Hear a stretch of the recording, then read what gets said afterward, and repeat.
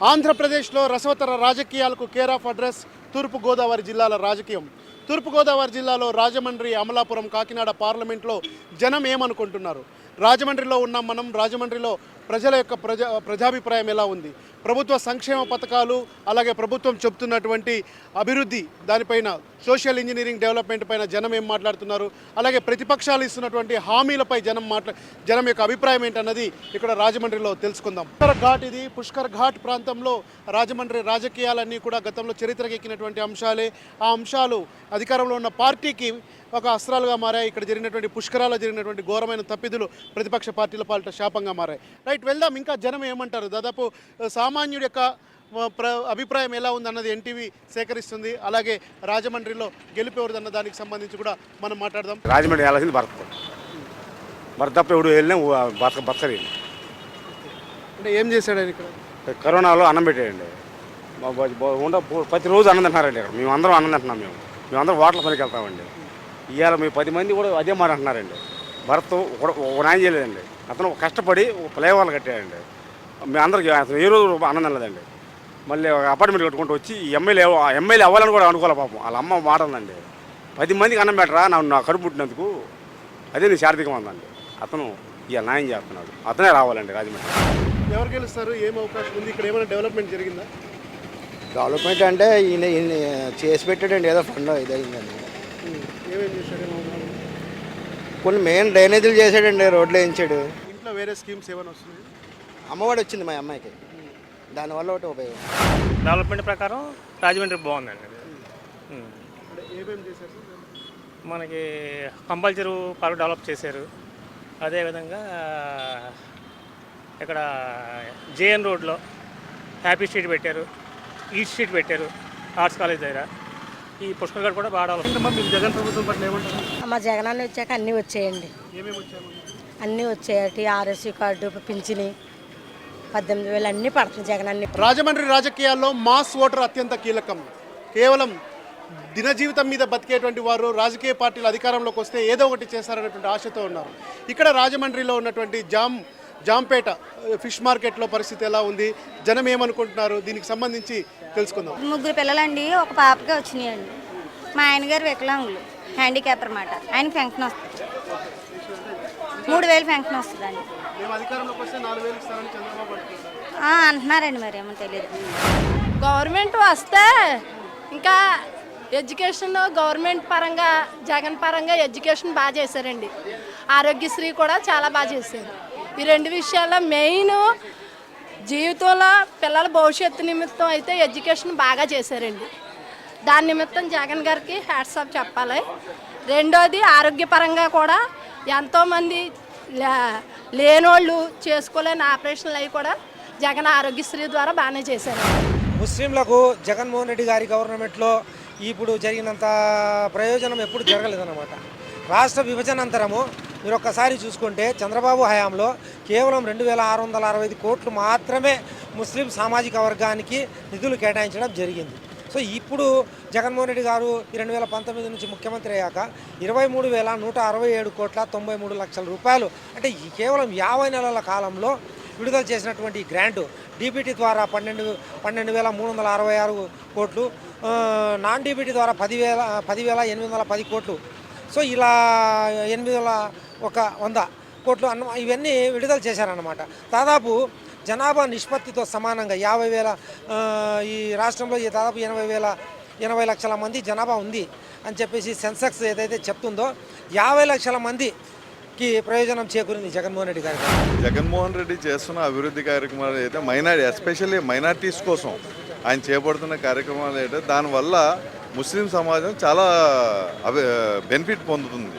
ఎందుకంటే ఈరోజు doctors, engineers 4% reservation రావడం వల్ల మా పిల్లలు ఈరోజు ఇంజనీర్స్గా, డాక్టర్స్గా తయారవుతున్నారు. ఆయన్ని మళ్ళీ మరొకసారి సీఎంగా చూడాలని మా కోరిక. తెలుగుదేశం వాళ్ళు కదగాల ప్రభుత్వం, జగన్ ప్రభుత్వం వల్ల ఉపయోగం ఉందండి. ఇప్పుడు ఇచ్చింది మటుకు ఇస్తున్నారు, పెన్షన్లు అవి వస్తున్నాయి. జగన్ గారి అయితే పరిపాలన చాలా సూపర్గా ఉంది. మాకు అన్ని స్కీములు అందాయి. మా అత్తయ్యకి పింఛన్ ఏంటి, మా పిల్లలకి అమ్మఒడి ఏంటి, 18,000 అన్నీ, ప్రతి చేయూత, ప్రతి పథకం జగన్ గారు ఏ ఏ పథకాలు పెట్టారో ప్రతి పథకం మాకు అందింది. మేము చాలా హ్యాపీగా ఉన్నాం. మళ్ళీ ఆ ప్రభుత్వమే రావాలని మేము కోరుకుంటున్నాం. అంటే మమ్మల్ని అధికారం చేస్తే 4,000 పెన్షన్ ఇస్తాము, 20,000 మేము దేనికి ఇది అవ్వలేదు కానివ్వండి. మాకు ముస్లిమ్స్ అని గుర్తించింది వైఎస్ఆర్ గారండి. తర్వాత ఏమో మాకు ముస్లిమ్స్ అని గుర్తించి మాకు మైనార్టీ లోన్ ఇచ్చి మాకు అన్నిట్లోనూ ఇచ్చేసింది జగన్ ప్రభుత్వం అండి. గవర్నమెంట్ స్కూల్ అంటే మొత్తం ఇంగ్లీష్ మీడియం లాగా అంతా తయారైంది. ఇప్పుడు అంటే ప్రైవేట్ స్కూల్ ఏది గవర్నమెంట్ స్కూల్ ఏది అన్నది ఏం తెలియట్లేదు.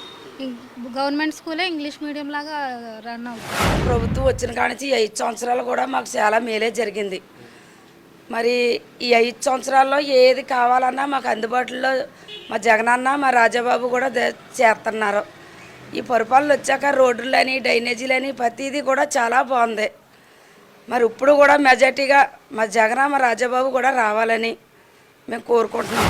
జగనన్న మా అబ్బు పెట్టాడు, మమ్మల్ని ఆదిచ్చాడు, మమ్మల్ని చూశాడు, మమ్మల్ని కాపాడ్డాడు. మాకు ఏదైనా సరే లోటు లేకుండా చూశాడు బాబు. ఏది లోటు లేదు తండ్రి.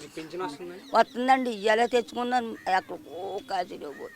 అంటే ఇప్పుడు చంద్రబాబు గారు 4,000 రూపాయలు పెన్షన్ ఇస్తానంటున్నారు. మరి ఇప్పుడు జగన్ 3,000 ఇస్తున్నాడు. అవునండి. మరి అది మంచిది అంటారా, ఇది మంచిదా? అది వద్దు బాబు మాకు, అది వద్దు బాబు.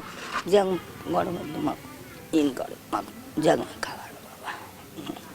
మీకు ఏమన్నా పథకాలు వచ్చాయా? ఇల్లు ఇచ్చారండి బాబు, ఇల్లు ఇచ్చారండి.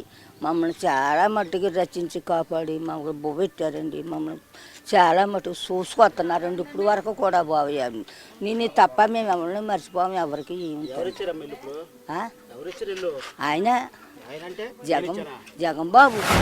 ఆ బాబు వచ్చాక చాలా బాగుందండి. ఇంటికి పెన్షన్ వస్తుందండి. తర్వాత ఇల్లు లేదంటే 2 తలాలు ఇచ్చారండి పిల్లకి నాకు. చాలా బాగా చేశారండి. చాలా జగన్ బాబు అండి రావాలండి. అన్నిటికి మంచి చేసుకొచ్చారు. మీకు ఏమన్నా పథకాలు వచ్చినాయా? అన్నీ వచ్చేసేయండి, అన్నీ ఉన్నాయి. అమ్మఒడి వస్తుంది, పిల్లల డబ్బులు వస్తున్నాయి, పిల్లలకు బియ్యం ఇచ్చాడు, అన్నిటికి అన్నీ వచ్చాయి మాకు. 4 ఏళ్ళు మాకు వద్దు. ఇళ్తాళం వచ్చిందండి. తల్లి చచ్చిపోయినందుకు ఇళ్తాళం కూడా ఇచ్చారండి పిల్లలకి. జగన్ గారే వస్తారు గ్యారంటీగా. గెలిపిస్తాను. చంద్రబాబు వద్దు మాకు. జగన్ గారు వచ్చాక బాగుందండి పరిపాలన. రాజా గారు కూడా ఏదైనా బాగానే చేస్తున్నారండి. రోడ్లు అయినండి, సైడ్ కాలువలు అన్నీ కూడా పెన్షన్ అన్నీ బాగానే చేస్తున్నారండి. వాలంటీర్లు ఇంటికి వచ్చి డబ్బులు ఇస్తున్నారండి.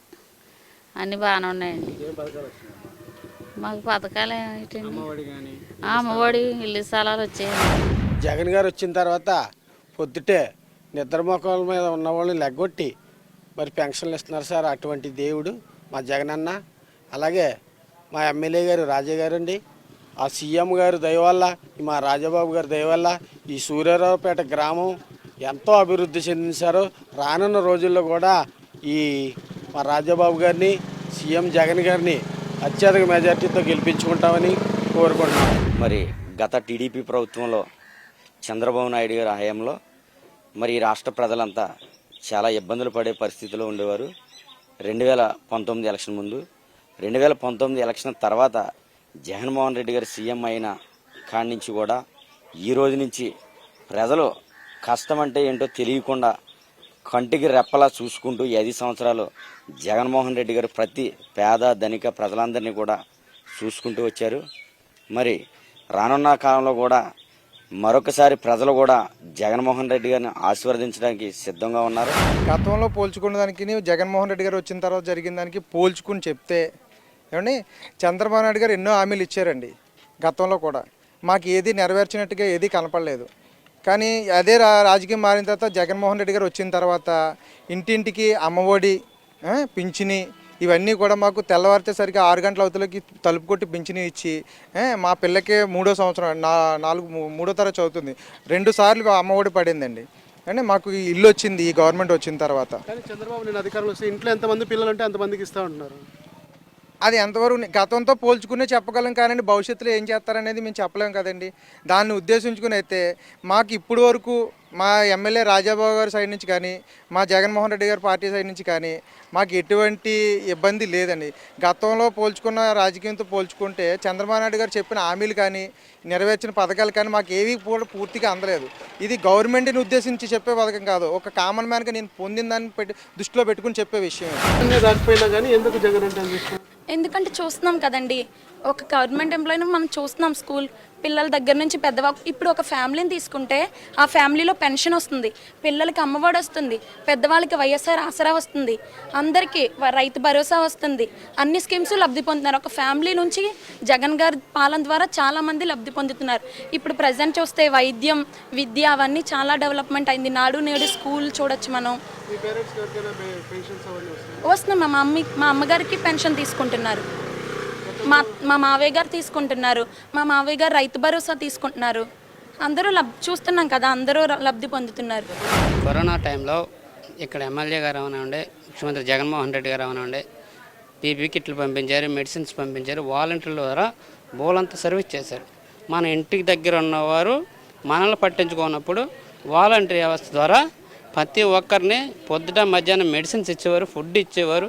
అన్ని రంగాలుగా వాలంటీర్ వ్యవస్థ ద్వారా ప్రతి ఒక్క ఓటరు లబ్ధి పొందాడు. ప్రతి ఇంట్లోని సర్వే చేసి వాళ్ళ ఆరోగ్య రీత్యా ఎలా ఉన్నారు, ఏంటి వాళ్ళ కంప్లైంట్లు ఏంటి, దాని మీద పూర్తి అవగాహన తీసుకుని వాలంటీర్ వ్యవస్థ ద్వారా ప్రతి ఒక్కరికి కూడా మెడిసిన్స్ ఇచ్చేవారు, ఫుడ్ ఇచ్చేవారు. అన్ని రంగాలుగా కూడా జగన్మోహన్ రెడ్డి గారు కరోనా 2 సంవత్సరాలు కూడా చాలా అభివృద్ధి చేశారు. దెబ్బ జరుగుతున్నాయి కదా, అవునండి. డెవలప్మెంట్ లేదనేది కొద్దిమంది వాదన. జగన్ సంక్షేమ పథకాలు అది కొంతమంది టీడీపీ వాళ్ళు చేసే ఇది తప్పించి జనాలు మాత్రం కరెక్ట్గానే జగన్ గారి వైపే ఉన్నారండి. మాది రాజానగరం, నా పేరు ఎక్కల వెంకటనాగేశ్వరరావు.